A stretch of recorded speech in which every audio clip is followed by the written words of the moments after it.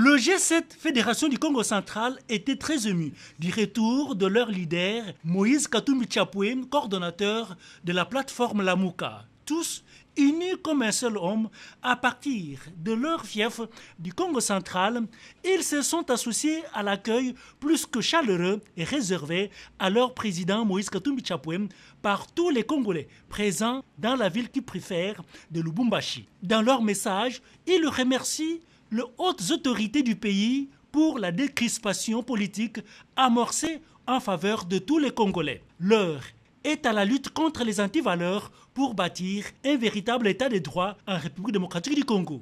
Nous, partis et regroupements politiques membres de Ensemble pour le changement Congo central, souhaitons un bon retour au président Moïse Katumbi Chapwe sur la terre de ses ancêtres et plein succès dans l'accomplissement de sa quadruple mission en tant que coordonnateur en exercice de la plateforme Lamuka, à savoir la défense de la Constitution, spécialement dans ses dispositions intangibles, la mobilisation du peuple pour une alternance démocratique et politique reflétant la vérité du choix des électeurs, la promotion d'un état de droit et d'une meilleure gouvernance de la chose publique, l'éradication des antivaleurs qui minent notre société. Réaffirmons notre foi en une République démocratique du Congo plus libre et réellement démocratique.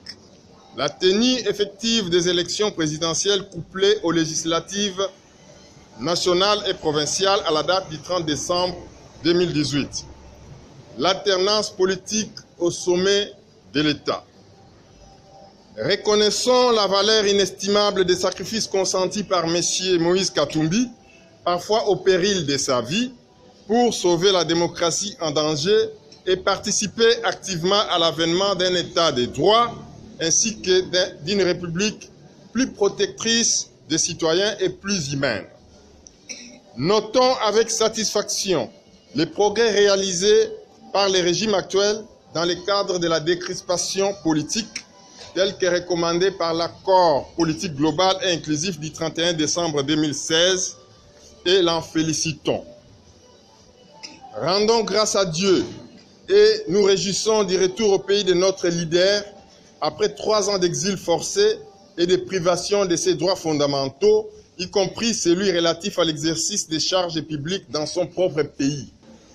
Promettons d'accompagner le président Moïse Katumbi dans sa noble lutte jusqu'à la victoire finale, la victoire de l'homme sur la pauvreté, de la paix sur l'insécurité endémique, bref, la victoire du bien sur le mal.